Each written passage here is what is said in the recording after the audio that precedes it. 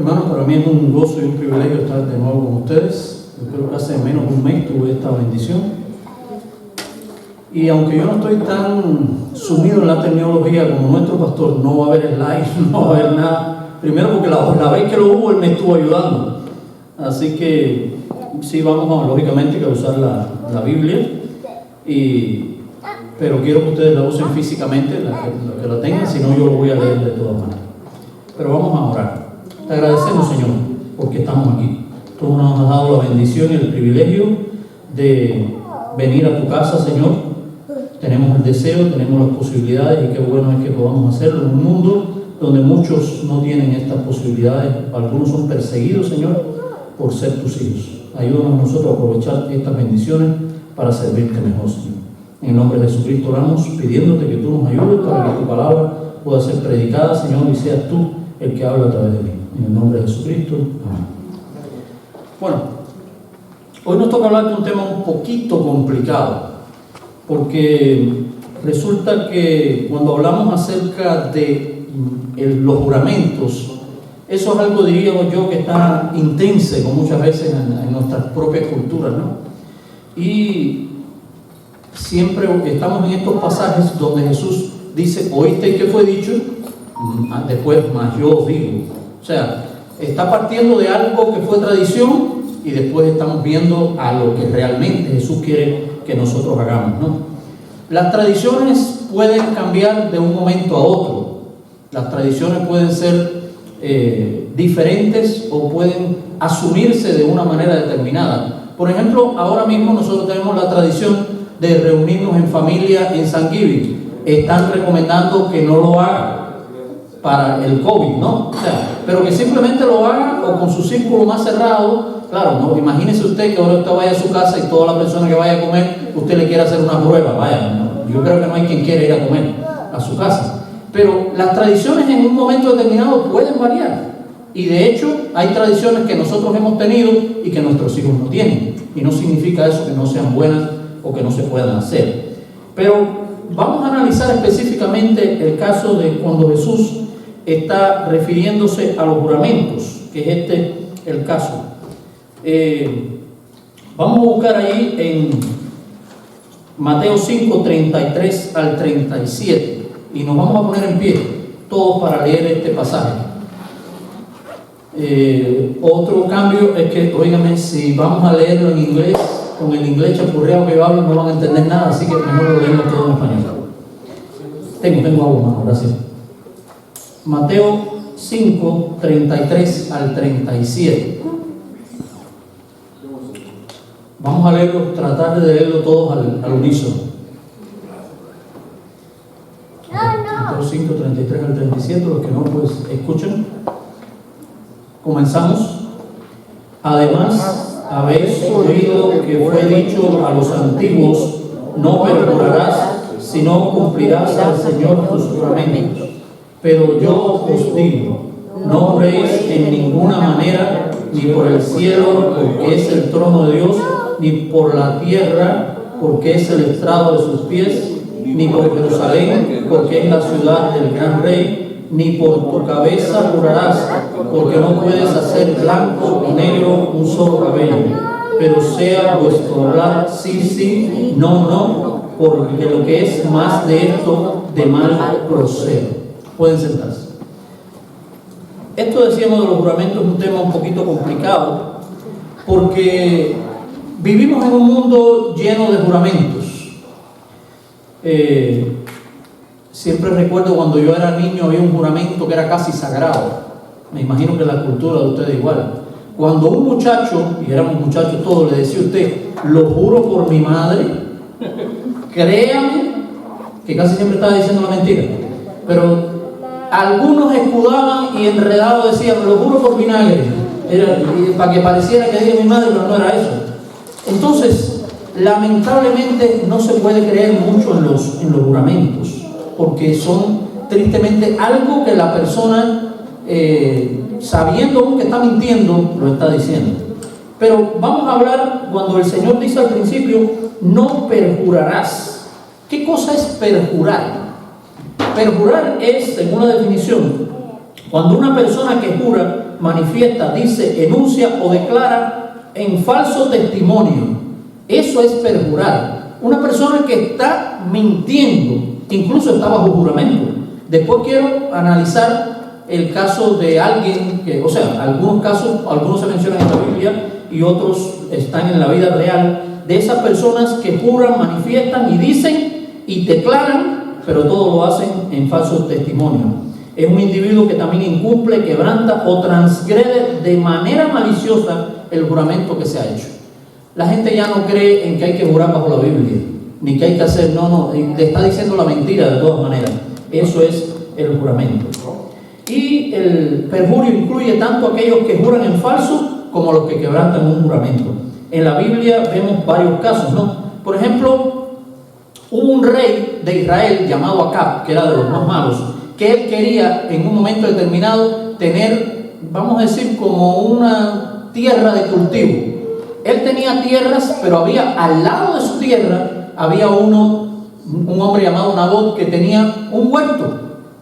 Y él le gustó aquel huerto y fue y se lo quiso comprar. Y aquel hombre le dijo, no te lo voy a vender. ¿Qué hubiera hecho? Bueno, más nada, no lo quiere vender. Con todas las propiedades y las cosas que tenía, pero como diríamos, se antojó del huerto de Nabot. Y aquel hombre se fue triste y se puso a llorar, pero tenía una mujer que tenía el 9,5 de escuela. Y fue y le dijo, ¿y tú qué estás haciendo? ¿Tú que eres el rey te vas a poner ahí a llorar? No, mío, no. A ver, yo voy a arreglar el asunto. Dame acá el anillo. En aquel entonces, el anillo era las cosas que firmaba el rey.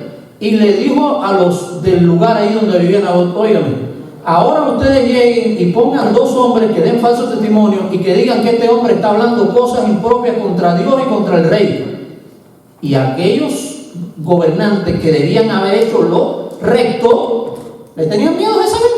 Y eso mismo hicieron. Buscaron 2 personas y bueno, y en aquel momento eso se consideraba una cosa, vamos a decir ya pecado capital. Lo mataron a pedradas y aquel hombre supuestamente fue a recoger después su tierra. O sea, muerto aquel Nabot, el rey pudo tener posesión de la tierra. Entonces, eso es el perjurio de estas personas. También estamos viendo de otras personas, el propio Jesús. Al propio Jesús, bueno, le hicieron un juicio amañado. No hubo manera de demostrarle nada. No hubo manera de saber que Jesús, pero por fin encontraron 2 personas que dijeron, no, él dijo que él podía destruir el templo. Recuerden que para ellos el templo judío era una cosa importantísima y en 3 días edificarlo. Pero el Señor no se estaba refiriendo a ese templo, se estaba refiriendo al templo de su cuerpo, que de hecho después en 3 días fue que resucitó. Entonces esos son ejemplos de perjurio. Pero vamos a ir todavía a uno, quizás digamos el más reciente para nosotros ya en el Antiguo Testamento. Está en el caso de Esteban, que fue el primer mártir cristiano. Ahí la escritura en Hechos 6, 11 al 14 dice, entonces sobornaron a unos para que dijesen que le habían oído hablar palabras blasfemas contra Moisés y contra Dios. Estamos hablando de Esteban, el primer mártir cristiano, la persona que estaba predicándole, vamos a decir así, a los judíos y que había logrado que muchos se acercaran a la fe cristiana. Y soliviantaron, o sea, armaron una revuelta al pueblo y a los ancianos y a los escribas, y arremetiendo le arrebataron y le trajeron al concilio. Y pusieron, y ahí vamos a ver perjurio, testigos falsos que dijeron, este hombre no cesa de hablar palabras blasfemas contra este lugar y contra la ley. Le hemos oído decir que Jesús de Nazaret destruirá este lugar y cambiará las costumbres que nos dio Moisés. 2 testigos, pero eran además testigos falsos. Personas que estaban diciendo lo contrario de lo que realmente debieran decir. Ahora, en el contexto de este pasaje vemos que los judíos no podían resistir la sabiduría y la presentación del mensaje de Esteban. ¿Y qué hace? Bueno, en nuestro mundo, cuando la persona no tiene la razón, ¿qué es lo que hace?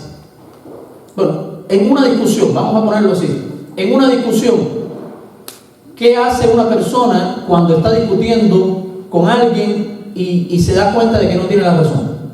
¿Qué es lo primero que hace? Gritar. Porque parece que el que grita más es el que tiene la razón.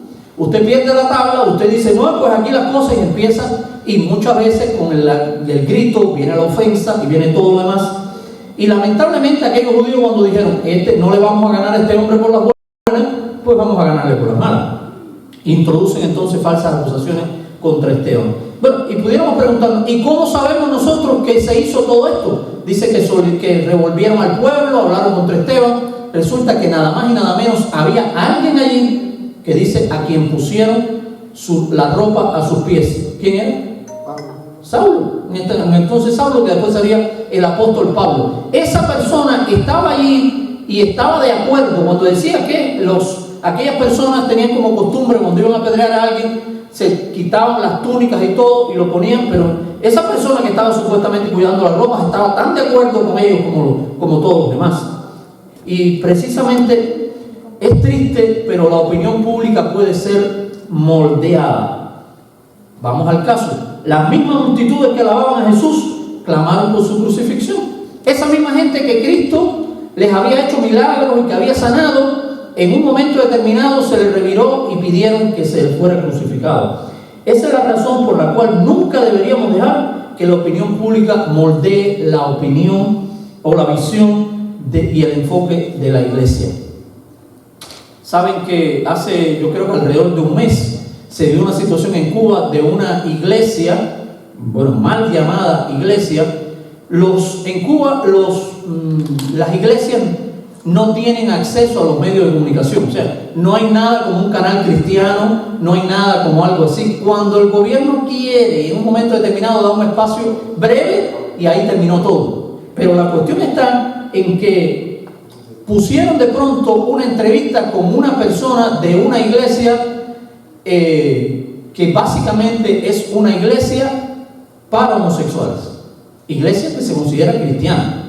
Y esa persona pues empezó a hablar barbaridades de las iglesias tradicionales, o sea, de nosotros como iglesias fundamentales, y las ofendió de todas las maneras que usted puede pensar. Si nos vamos a llevar por la opinión pública o por lo que transmitió, bueno, pues nosotros tenemos que cambiar nuestros patrones. Pero todavía peor es algo que oí hace algunos días de un pastor que confesaba que alguien le escribió y le dijo: estoy realmente asombrado de la manera que usted está enfocando el homosexualismo. Yo pensé que usted tenía que ser más, vamos a decir, más suave, que tenía que, porque resulta que yo voy a una determinada congregación y el pastor me dice que yo no sé, que yo no tengo ningún problema, que la homosexualidad no es pecado, que en la Biblia no hay nada que lo condene. Digo, bueno, pobre pastor, porque todas las barbaridades que está diciendo.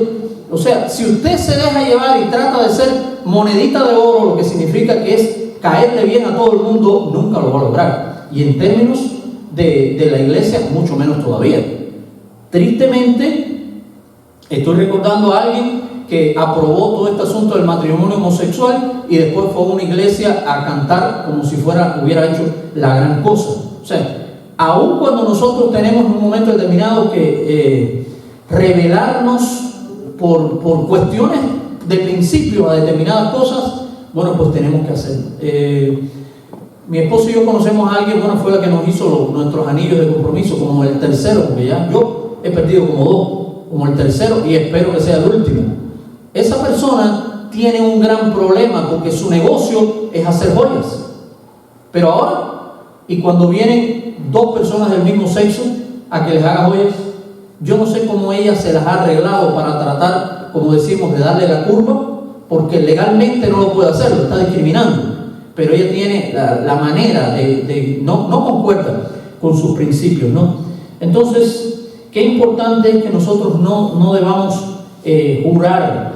Los votos o juramentos, después vamos a ver un poco más adelante, como dice la palabra, que sea vuestro sí, sí y vuestro no, no. Porque la cuestión del juramento está en que se ha perdido el respeto a la palabra. Algo de eso veíamos hace 2 domingos anteriores. Antes usted decía, doy mi palabra y ya, no había que firmar nada. Ahora usted firma, refirma, va a un juez, va a un abogado y así todo le está metiendo trampa, lamentablemente. Entonces, los juramentos o los votos son cosas que en un momento determinado uno hace, y yo no digo que no sean malas, depende del contexto en que usted lo haga. Aunque a veces, quiero decirles que hay un caso en la Biblia acerca de alguien que hizo un juramento, cuanto menos pudiéramos llamarle insensato. Había un juez llamado Jefté que en un momento determinado tenía unos enemigos y dijo, si tú me das la victoria sobre mis enemigos, yo voy, la primera persona que salga a recibirme la voy a sacrificar. Dios nunca había pedido sacrificio humano. O sea, que fue una locura de este hombre. Y nada más y nada menos que la primera persona que salió a recibirle fue la hija. Y él la tuvo que ofrecer, él lo había prometido. ¿Era culpa de Dios? No era culpa de Dios, era culpa de este voto insensato de este hombre. Pero quiero decirles que es como decía una vez oí una ilustración de alguien que todo lo veía bueno, ¿no? Y decía aquella persona, cada vez que le hablaban, oye, no, porque fulano, no, pero mira, fulano, no le hagas caso, que fulano es de esta manera, de esta otra, y siempre estaba tratando de justificar a todo el mundo. Y una persona un poco ofendida, de esa gente que todo lo que tiene, dice, óigame, pero imagínese usted, si fuera por usted, hasta el diablo tendría algo bueno. Dice, bueno, pensándolo bien, a su favor tengo que es muy trabajador. O sea, algo bueno tenía el diablo, a su favor tengo que es muy trabajador. Y si tenemos que ver algo de este hombre, es que es un hombre fiel a su palabra, porque lo prometió y lo cumplió. Y así mismo debiera ser cuando en un momento determinado tenemos que hacer algún voto, tenemos que hacerlo y tenemos que cumplir nuestra palabra, aún jurando en perjuicio propio. Aún jurando en perjuicio propio, dice la Escritura ahí en el Salmo 15, 1 al 4. Les voy a poner un ejemplo de cómo a veces las cosas cambian en dependencia de mi beneficio. Yo llegué a este país y como todos los que entramos acá, entramos sin historial de crédito, sin historial de nada. Y recuerdo que no le voy a decir el banco porque le voy a dar mala propaganda, y el pobre bastante mala propaganda tiene. Pero yo tenía el primer banco que me ofreció crédito, que usted tiene que poner primero un dinero, o sea, ellos nunca pierden, ¿no? Usted tiene que poner un dinero y de ahí es que usted va haciendo crédito. Y resulta que, bueno, estaba bien, hice mi historial de crédito, todas las cosas fueron funcionando bien, las tarjetas me empezaron, o sea, de 500 a 2000, a 7000 y todo de lo más bien, todo iba bien en los momentos buenos. Llegué a tener más de una tarjeta con ese banco. Pero en un momento determinado de crisis en que tuve, como tenemos que hacer casi todo, a echarle mano a las tarjetas, ya tenía, la que más dinero tenía, lo tenía casi full. Y la otra estaba empezando a subir. Resulta que la otra tarjeta, ellos me habían dado un aumento de crédito sin yo pedirlo. Me dieron un aumento de crédito grandísimo. Pero cuando vieron que yo empecé a gastar, óigame, ese mismo aumento de crédito que me dieron, me lo quitaron. Y usted dice, ¿cómo se come esto? Pues sí. ¿Por qué? Porque era su negocio. Ellos no estaban dispuestos a perder. Protegiendo. Ahí, pero ahora miren, nosotros tenemos que tener bien claros en que no importa la manera en que nosotros procedamos, tenemos que cumplir nuestros compromisos, tenemos que honrar nuestros compromisos, aunque sean cosas tan sencillas como por ejemplo un horario. ¿Sabe que en Cuba teníamos la costumbre de cuando le preguntaban ¿a qué hora va a empezar el culto? Bueno, es posible que empiece 8:30 hora bautista. Y usted decía, ¿cómo es eso? ¿Hay una hora diferente a la hora oficial de la hora bautista? Sí, porque la hora bautista, si decían 8:30, podía ser 9:45, podía ser 9. No, vaya, una de las cosas que me ha sorprendido y que realmente admiro del americano es que por ahí. Si el americano le dice a las 9, va a estar a las 9:10. Si el hispano le dice a las 9, espéralo a las 9:30 o a las 10:20. No debe ser así. Realmente tenemos que cumplir, aún en cosas, como decíamos, tan pequeños como eso, ¿no? Y a veces hay criterios y cosas y votos que nosotros tenemos que tener en cuenta a la hora de que la gente nos conozca, y como nos conoce a nosotros, está conociendo a Cristo, ¿no? No se comprometa con cosas en las cuales usted le puede traer inconvenientes. No tenga el deseo de agradar a los demás y decir sí cuando usted no puede cumplirlo. Y es importante que las personas que nos rodean vean que somos íntegros en el cumplimiento de nuestra palabra. ¿Qué significa íntegros? Enteros. Es que yo no tengo que decirle en un momento determinado a Iván, si Iván me dice tal cosa, yo tengo que creerle. No es esa hora. Imagínate tú, no, si ya, ¿qué le voy a decir si llega tarde o hace esto o hace aquello? No, que yo sea realmente que, como dice la Escritura, el sí sea sí y el no sea no. Así es como tenemos que trabajar nosotros en ese sentido. Y la solución a los inconvenientes es que no podemos decir sí tan rápido. Mire, cuando usted le están presentando una cosa, aunque sea muy buena, tómese tiempo para responder. Relajado. Sobre todo cuando parece muy buena. Porque acuérdese que nosotros tenemos una expresión, y tengo un amigo pastor que él hizo una serie de mensajes que decía: demasiado bueno para ser verdad. Cuando a usted le presentan algo que todo es bien y todo es gana, no sé qué barbaridad, maravillas, usted mire, busque bien las letras pequeñas donde están, porque el engaño viene por alguna parte. Pero tome ese tiempo, no se apresure a hacer las cosas porque algo parece bueno y ya.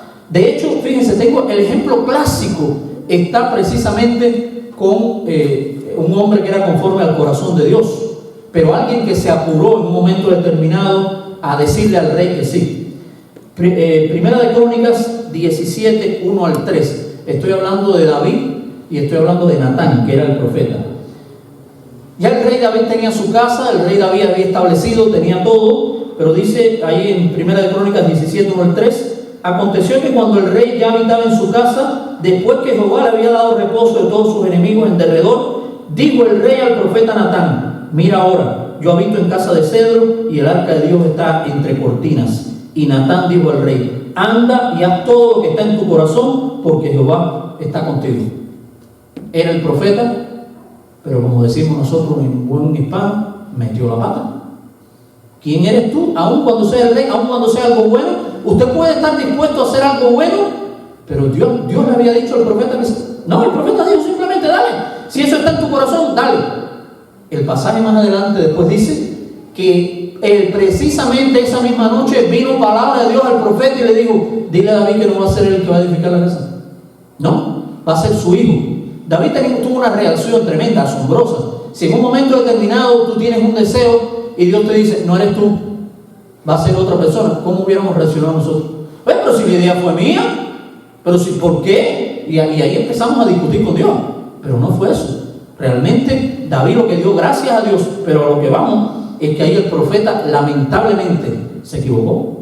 Dale, haz lo que tú quieras, que Dios está contigo. Sí, Dios está contigo, pero no era esa la manera. Había que dejar que Dios le hablara, vamos a decir en este caso. Y qué importante es que nosotros, a la hora de asumir compromisos y de hacer cosas, dejemos que Dios nos hable. No se apure a decir que sí. No se apure a someterse en cosas, sea trabajo, sea estudio, sea en cosas de la casa, lo que sea. Tenemos que proceder según Dios lo quiere, ¿no? Debemos tomar un tiempo para pensar si es algo que podemos hacer. Nosotros somos responsables ante el Señor de lo que prometemos. Le voy a leer dos pasajes, uno en Éxodo y otro en Deuteronomio, que enfatizan acerca de ese cuidado que tenemos que tener con la palabra que damos. Tomó el libro del pacto, dice ahí en Éxodo 24:7, y lo leyó a oídos del pueblo, el cual dijo: haremos todas las cosas que Jehová ha dicho y obedeceremos. Era un respaldo al pacto de Dios, a la palabra de Dios. Y en Deuteronomio dice: cuando haces voto a Jehová tu Dios, no tardes en pagarlo, porque ciertamente lo demandará Jehová tu Dios de ti. Mas cuando te abstengas de abstener o de prometer, no habrá en ti pecado. Así tenemos nosotros que proceder. Tenemos que decir o que no decir. Hay un pasaje, a mí me encanta y a veces lo uso mucho con personas que son muy dadas a prometer. Dice en Eclesiastés 5:5: mejor es que no prometas y no que prometas y no cumplas. No, Dios te ha dado y te ha puesto, bueno, tú tienes que ser capaz de, si vas a prometer, cumplir. Si no, no prometas. Claro, he oído mucha gente que se recuesta a eso para decir: no, yo no te prometo nada, yo voy, si acaso puedo hacerlo, teniendo la posibilidad. No, tampoco es así. ¿Sabe que nosotros tenemos tristemente un caso en nuestro país, en el país donde vivimos, de un presidente que cometió perjurio? Nada más y nada menos que Bill Clinton. De hecho, ha habido 4 presidentes que han pasado por lo que le llaman impeachment, ¿no? No les voy a dar una clase de historia ahora, pero a lo que voy en el caso de Clinton y con esta mujer, Mónica Lewinsky, que había trabajado ahí en la Casa Blanca. Miren, todo iba bien en la presidencia de ese primer periodo, todo había crecido, se disminuyó el desempleo, aumentó la producción nacional, todo iba bien. De hecho, por eso fue que fue al segundo mandato. Pero cuando vino esta situación sobre su vida sexual y una investigación, que este dato no me lo sabía yo, esa investigación al presidente duró 4 años y costó alrededor de $40 millones. O sea, no fue gratis, no fue que hacer todo esto, todo lo que este hombre hizo el perjurio. Lamentablemente, él después le dio una vuelta técnica, vamos a decir así, y no era perjurio, tuvo una conducta sexual tal y tal, y no fue de esa manera. Pero él se gastó mucho dinero, y lo triste es, yo en algún momento de todo este problema, vamos a decir así, estuve de visita y oí a personas decir: a mí no me importa cómo viva el presidente, lo importante es que la economía esté en alza. Qué triste decir eso. ¿Sí? Porque no, como vive el presidente no es mi problema. Y a veces, lamentablemente, mucha gente, no importa cómo yo tenga el dinero, el problema es que lo tenga. Sí, tienes problema, porque si lo hace con droga o lo hace con cosas que no sirven, pues está mal. Entonces ahí, miren, quiero decirles que, y conocí a uno de los directivos, en este caso de Miami, de la Asociación Bautista de Miami, que incluso hicieron, o sea, todo lo pertinente. La iglesia levantó su voz en contra del presidente. ¿Por qué? Porque se suponía que el presidente es el que diera el ejemplo. ¿Cómo es posible que entonces el presidente sea el que está haciendo lo incorrecto, aun cuando sea el presidente? Es más, porque es el presidente, es que tiene que hacerlo bien. Pero como decíamos, lamentablemente, ¿qué pensaba la opinión pública? No importa. Él puede hacer con su vida lo que quiera. Lo importante es que está bien la economía. Y no funciona de esa manera, ¿no?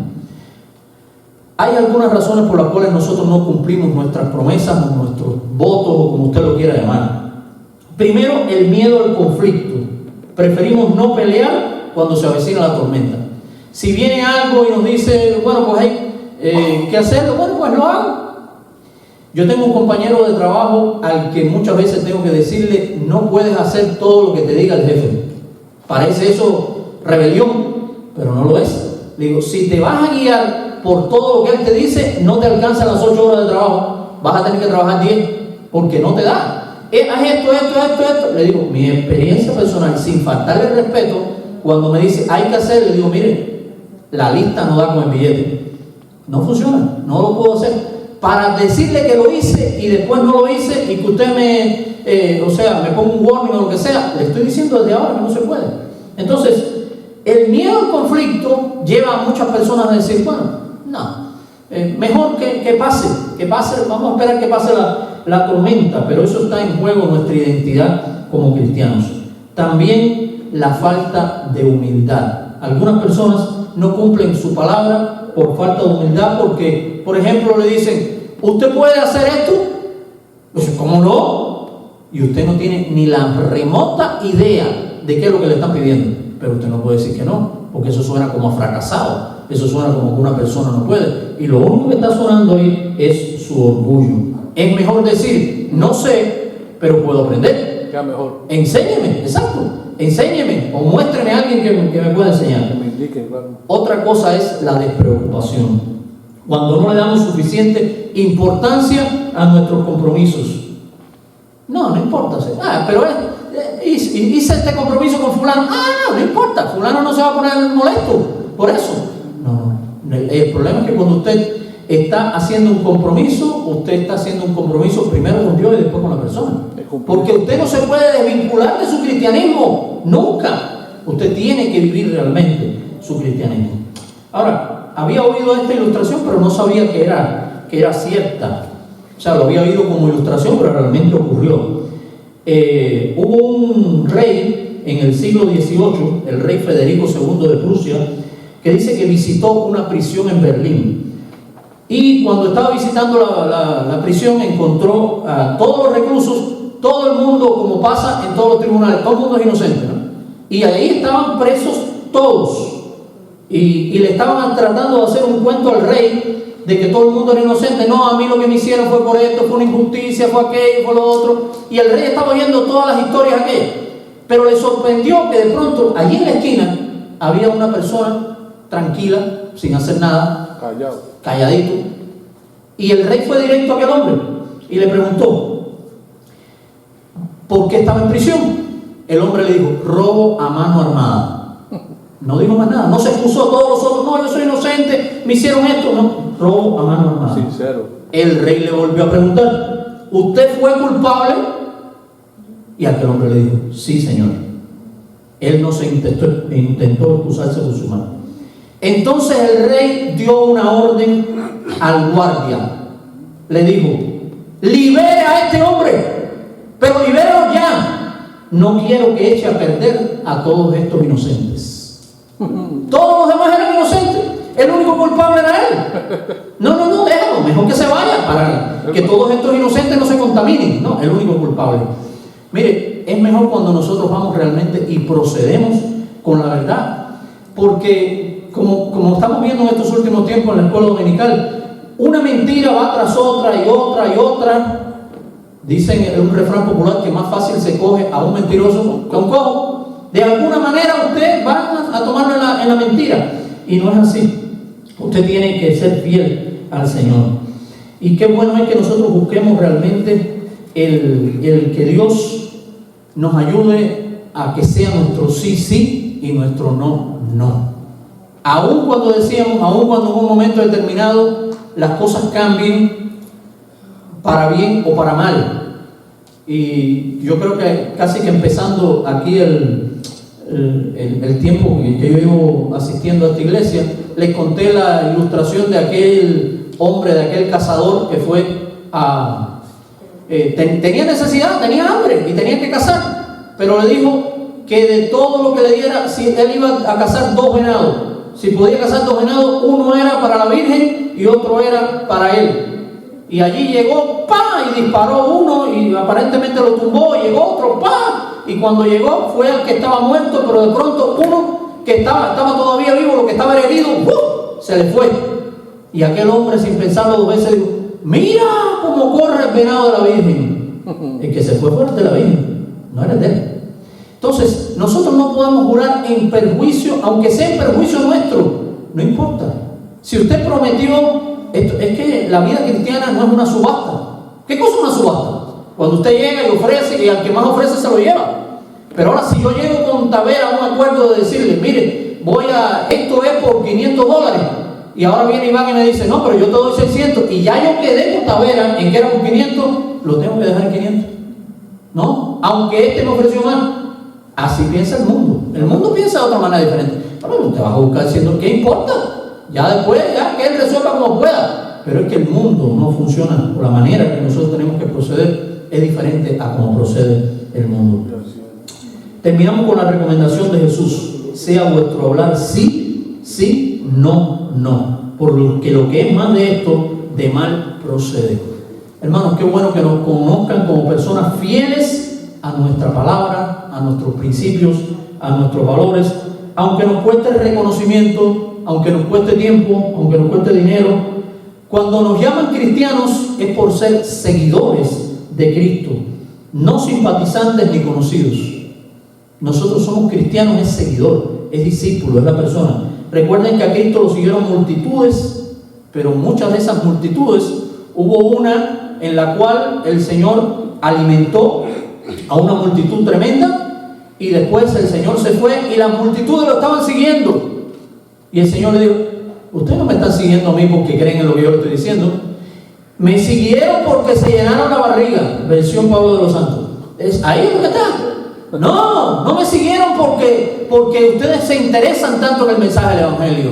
Era un negocio redondo. ¿Tú te imaginas que ahora, quién de nosotros no haría lo mismo? No tienes que ir a trabajar, te pones a ir una persona ahí y después de pronto sale la comida free. Oye, negocio.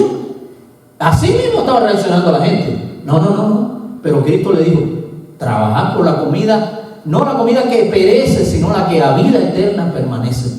Y por eso recuerden, no somos de las multitudes, no somos de los simpatizantes, somos realmente seguidores comprometidos, como la palabra que veíamos hoy en la escuela dominical, que lamentablemente se ha puesto, como diríamos, casi que se ha vuelto una mala palabra en el mundo. El mundo no quiere compromiso, el mundo quiere hacer las cosas a su manera y a su forma, pero nosotros como cristianos tenemos que hacerlo de la mejor manera. Los discípulos en un momento determinado estuvieron dispuestos a dejarlo todos. Algunos dejaron el banco de los tributos públicos, como Mateo, otros eran pescadores.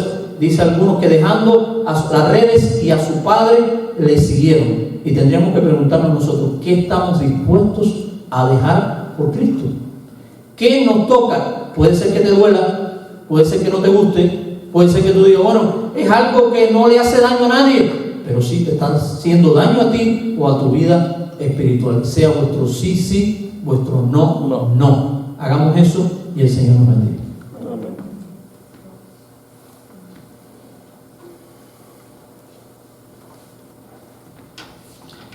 Bueno, no sé, recuerden que estoy aquí de estreno, no sé si terminamos ahora, si tienen algún cántico los hermanos.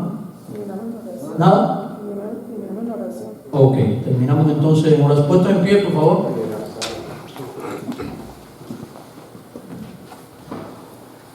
Le voy a pedir a la hermana Xiomara que nos despida. Oremos. Nuestro Dios y Padre Celestial, te alabamos porque tú eres Dios.